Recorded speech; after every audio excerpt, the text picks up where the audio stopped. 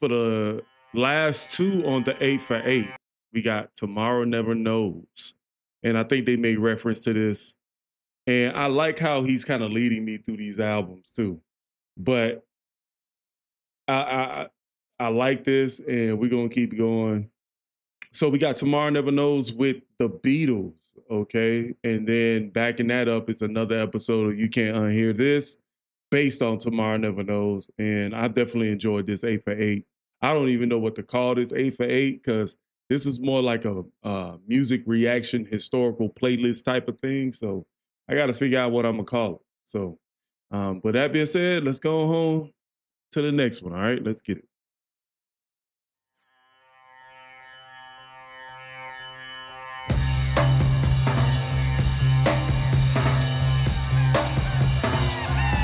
Turn off your mind, relax and float downstream. It is not dying. It is not dying. Lay down all thoughts, surrender to the void. It is shining. It is shining. That you may see the meaning of within. It is being. It is being. It's definitely a lot of it's a lot of something going on in this song because I instantly caught the groove. Like, and I don't even actually know what I'm hearing. Like, I'm hearing bass, but there's a lot going on in the background between each note of the bass. Like, I want to go back real quick.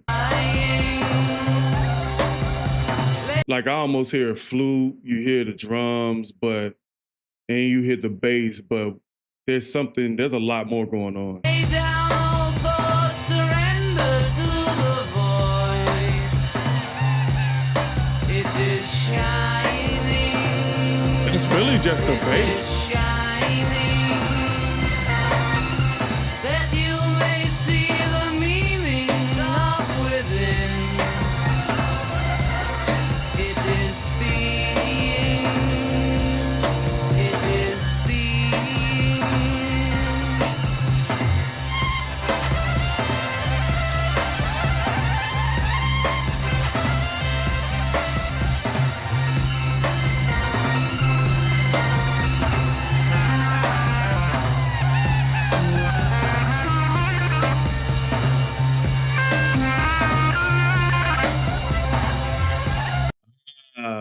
Nice callback to that.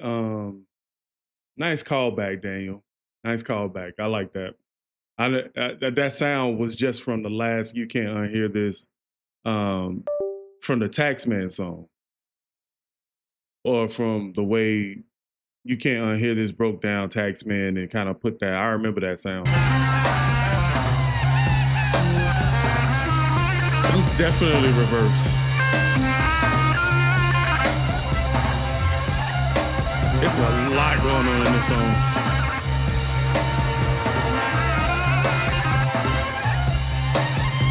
That love is all and love is everyone. It is knowing. It is knowing. That ignorance and hate may mourn the dead. It is believing. It is believing. But listen to the color of your dream. It is not living. And I do also think that that's pretty good what they did with the vocals, kind of compressed it, but also kind of gave it like a radio,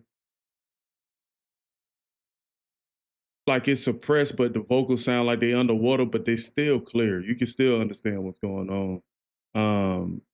I thought that was an amazing idea because I think normal vocals would have got drowned out. It is not living. It is not living.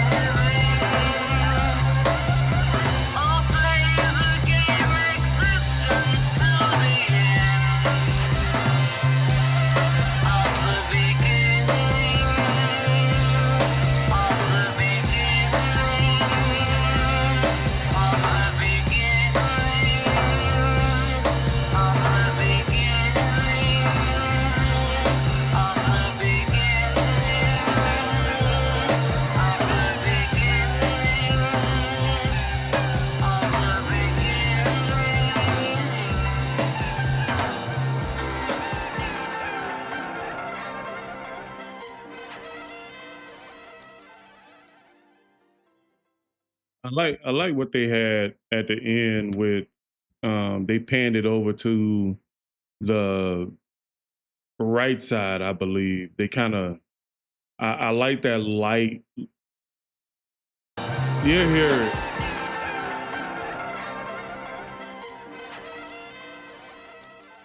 Almost sound like something you would hear in EDM tracks. I like that song, man. I like that song. I think my favorite song so far would probably be Taxman in this whole ordeal. But I did like this. I think this is going to be my second one. Tomorrow Never Knows. But let's go on. Tomorrow Never Knows is arguably the most pivotal song of the Beatles' career. It's a mind-bending 3-minute collage of sonic experiments that helped kick open the doors to a bold new era for popular music. Turn off your mind, relax and float downstream. It's also packed with production quirks, anomalies, and even a few unsolved mysteries. In this episode, I'm going to take you through the fascinating recording history of Tomorrow Never Knows and dissect some of these curiosities. As a fair warning, once I point them out, you can't unhear this. Tomorrow Never Knows is the final song on the Beatles' landmark 1966 album Revolver. Despite appearing last on the album, Tomorrow Never Knows was actually the first song that the band worked on for the Revolver sessions, following an unprecedented 5-month-long break after their previous album, Rubber Soul. After a much-needed reset and some encounters with LSD, the band was brimming with new ideas, among them a new song concept from John that defied pretty much every convention of pop music. Dude, what is that handwriting, bro? Only John could understand that. Dude, what? Did we go to school or not? Like, I can't follow none of that. That's cursive chicken scratch. Among them, a new song concept from John that defied pretty much every convention of pop music at the time. The lyrics didn't rhyme, the chord progression didn't really progress, and instead of romantic love, the subject matter was expanding one's psychic consciousness through ego death. Naturally, the recording process would also be anything but normal.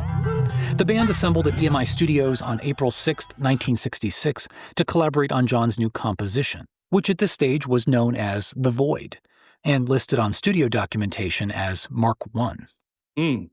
An important new addition to the support titles, what that studio documentation as Mark titles and matrix numbers? What does that mean?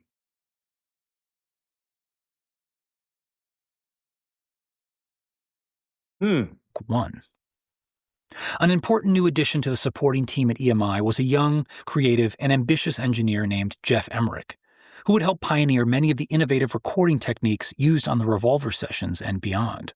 For his first order of Beatle business, Jeff would indulge the band's newfound curiosity with tape loops, inspired by the musique concrète movement that used recorded sounds to create avant-garde sound collages. Pretty much sampling. Let me see. That's German, ain't it? Dustisch, Jellenschap. Yeah, that sounds a little like German. Stockhausen, electric music song of the use. For their first they said tape loop, so it's pretty much recorded sounds, and they take those recorded sounds, they probably like chop them up and put them like, so it's basically like almost similar to sampling. Tape loops, inspired by the musique concrète movement that used recorded sounds to create avant-garde sound collages. For their first attempt on The Void, the band recorded a short loop of guitars and drums, which was then slowed down and drenched in echo to create a droning backing track. Jeff's other engineering task was to satisfy John's request of making his voice sound like the Dalai Lama chanting from a mountaintop. His solution was to pump John's voice through a Leslie speaker, which was normally paired with an organ to create a vibrato effect through the use of a revolving chamber. Pardon the pun. Turn off your mind, relax and float downstream. Satisfied with the Dalai Lenin it just sounded like more of an acoustic effect. Formation, John recorded a vocal track and a flange. In these days, you could probably just add a flange to that and get the same effect. on top of the existing guitar and drum loop. Meanwhile, Paul and Ringo added a bass and drum track.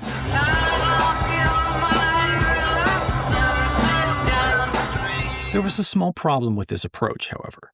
The backing loop drifted increasingly out of sync with the overdubbed live parts.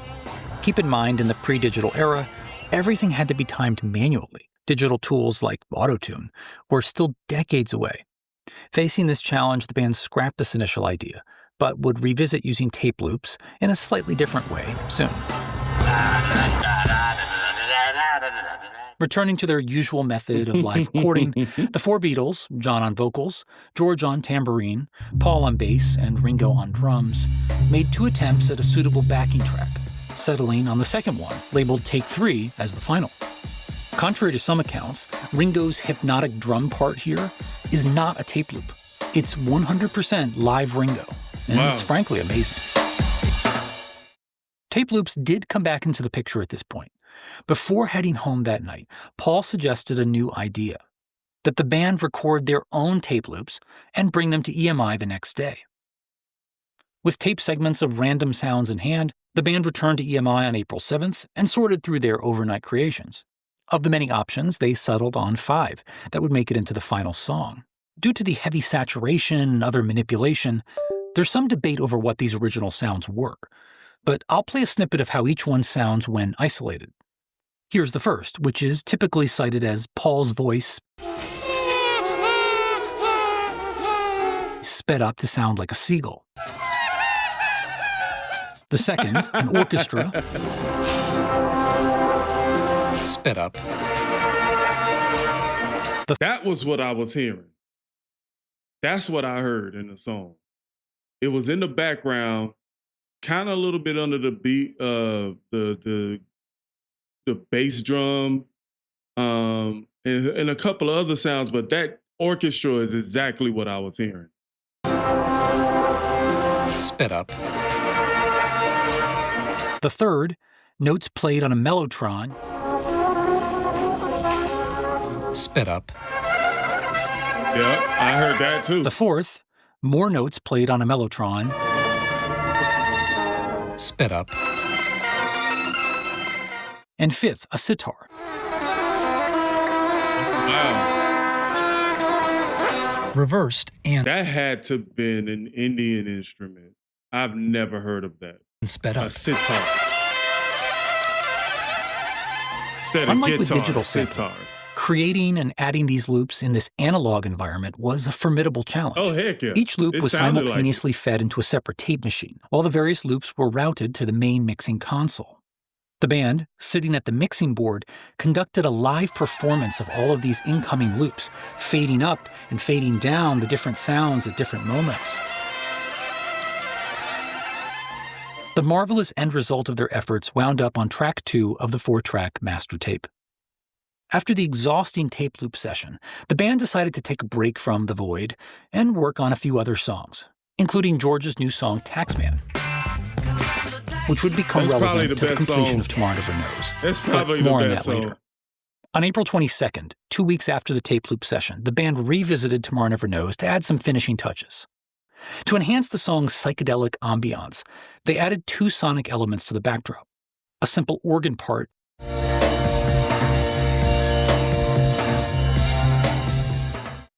and second, an Indian instrument called a tambura, heard clearly during the lead-in and continuing throughout the song. Oh, okay. Also on this day, John re-recorded his main vocal track, but with different effects applied to the first and second sections. For the first half, he double-tracked his vocals. In the studio. That is, sang it through twice to help enhance the sound of his voice. Lay down all thoughts, surrender to the void. Then, for the second half of the song, his voice was put through the Leslie speaker to get the vibrato effect he used on take 1. That love is all and love is everyone. So if you listen carefully, you'll notice 2 distinct vocal treatments in the song, separated by the solo section in the middle. It is not dying. It is not living. Yeah. Speaking of that middle solo section, which at this point featured a bunch of tape loops, they decided to add another Beatle first here. a backwards guitar solo. He really fell in love with backwards guitar solos. There's a debate, however, over who actually played this scorching backwards solo. According to the official booklet inside the Revolver Deluxe Edition, George Harrison is playing lead guitar here. But when the backwards solo is reversed to the original direction, it sounds strikingly similar to the guitar solo from Taxman, the first song on Revolver.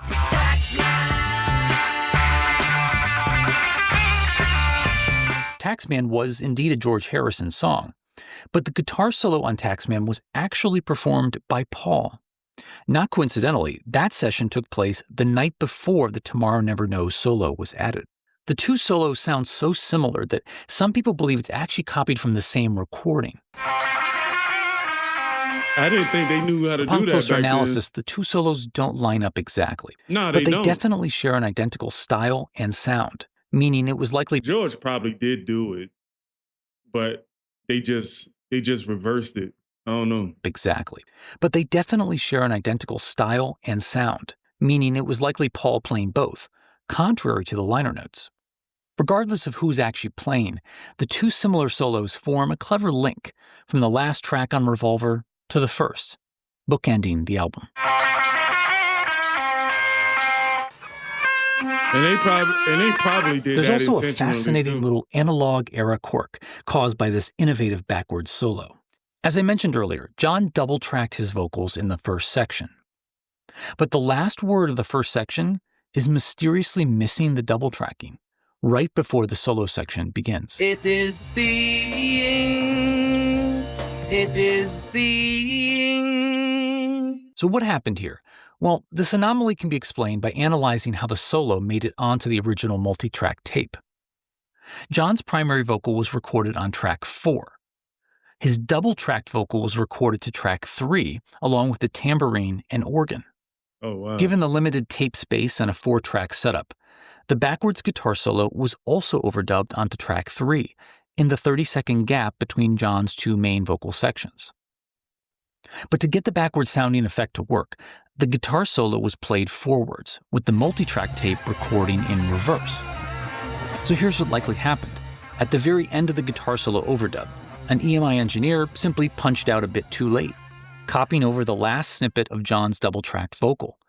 That makes a lot of sense. But I gotta say, man, like the science of sound and how they recorded sound back then is amazing.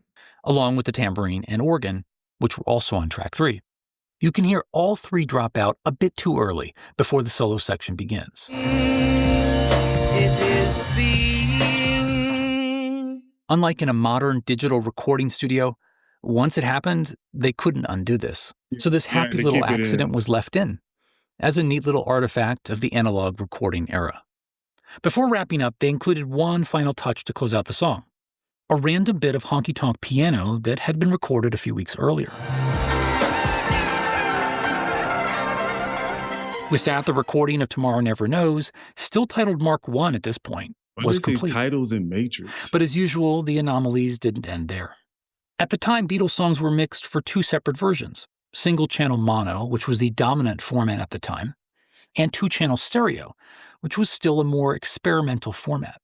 Because these Okay. different versions were often created during different sessions, and the band only reviewed the mono mixes, this led to some odd variations between the 2 mixes.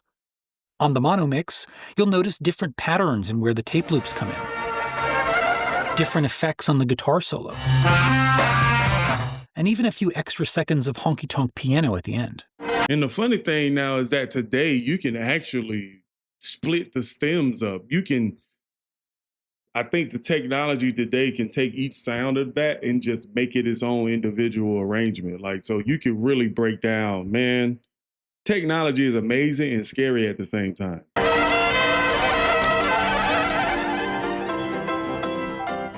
Interestingly, a small batch of the first mono pressings of Revolver in the UK were mistakenly released with a different mono mix of the song. As you can imagine, those early misprints are now collectible. For the stereo version, my favorite quirk is a seemingly random high-pitched noise heard about halfway through. That love is all. This little anomaly is actually a bit of guitar feedback from the that backwards sounded solo like feedback. that was likely left in by mistake. But it worked. Ironically, now that stereo has become the preferred distribution format, it's weird to hear this mistake missing from the mono version. The last bit to be addressed was the song's title, which isn't found in the lyrics at all. Instead, John borrowed it from an offhand remark Ringo made in 1964. What can you say? Oh, tomorrow never knows. On August 5th, 1966, Revolver hit store shelves, with Tomorrow Never Knows sequenced last, marking the summit of this extraordinary album. Tomorrow Never Knows was, in a word, unconventional. But its brilliance was also immediately apparent. George Harrison called it easily the most amazing new thing we've ever come up with. An early review mentioned the song specifically as among, quote, the most revolutionary ever made by a pop group. No other song in their career marked such an abrupt shift, like stepping from a black and white world into full color. I find it incredible that this piece of transcendent music emerged less than 3 years after She Loves You. The song's innovative use of the recording studio paved the way for countless other groundbreaking hits in their catalog. Let me take you down, 'cause I'm going. The heavy reliance on studio production, however, made it virtually impossible for the band to play these songs live. That's exactly what I was thinking. That's exactly what I was thinking. I was waiting for them to answer that. I was like, but that's the thing. People want these songs played live because they want to know how the band did it. And when the band don't play the songs live, it makes you think, who else played it? You know what I mean? Like, I'm pretty sure they wasn't revealing recording techniques at that time, but the studio production, however, made it virtually impossible to play these songs live. And that's unfortunate. Let me take you down, 'cause I'm going. The heavy reliance on studio production, however, made it virtually impossible for the band to play these songs live. No matter as they had decided to give up touring altogether in late 1966, never having played any songs from the Revolver album live. In subsequent years, many other artists have performed creative covers of the song, including Phil Collins, Brian Eno, and Phil Manzanera, Los Lobos, And he looked like even John's Muhammad son Ali. Sean, fronting the Claypool Lennon Delirium.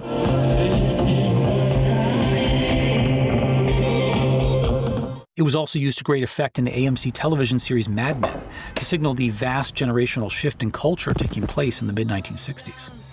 The entire Revolver album has risen in appreciation over the past few decades for being a watershed moment, not only in the Beatles' career but in music history. In a year of landmark genre-defining albums from artists such as the Beach Boys, the Rolling Stones, Bob Dylan, the Byrds, Frank Zappa, and many more, Revolver stands tall among giants. Like its cover art, the album is an eclectic collage from Texas and Yellow Submarines to the sounds of India and Motown. Its grand finale, Tomorrow Never Knows, was the launch pad into the psychedelic universe that would define the following year's Summer of Love. Listen more closely and you can hear the future of electronic music emanating from its thunderous pulse. Yeah. Tomorrow Never Knows might not be the most well-known Beatles song, but to me, it's the most rewarding listening experience of their career. In less than 3 spectacular minutes, this groundbreaking production transports you to another dimension by way of a piece of ancient wisdom that seems more relevant today than ever before. Right. Turn off your What's the mind, definition of a relax timeless and classic? float downstream. So what do you think of Tomorrow Never Knows and its many anomalies? Let me know in the comments. And as always, thanks for watching and for subscribing. Man, that was amazing. I liked it. Everything about this 8 for 80 that Daniel brought to me was special because you never get to see music broken down in such a it just never broke down in such a compelling way that it's made to be interesting. And this is definitely just for a niche crowd that would like to know those things, especially for Beatles fans on the channel. But I love every bit of this song. I love every bit of the breakdowns. And I just want to tell Daniel that I appreciate him for what he's doing. I appreciate the way that he contributes to the channel. He's always so patient with me And sometimes I get to things late, and sometimes I get to things like way too late. You know what I mean? But I just want to say I appreciate him and tell him that looking into the camera. Thank you for showing me this, because these will help my reactions going forward. I promise you. So with that being said, post your comments down below. Let me know what you guys think about this, and I'll catch you guys at another one. All right.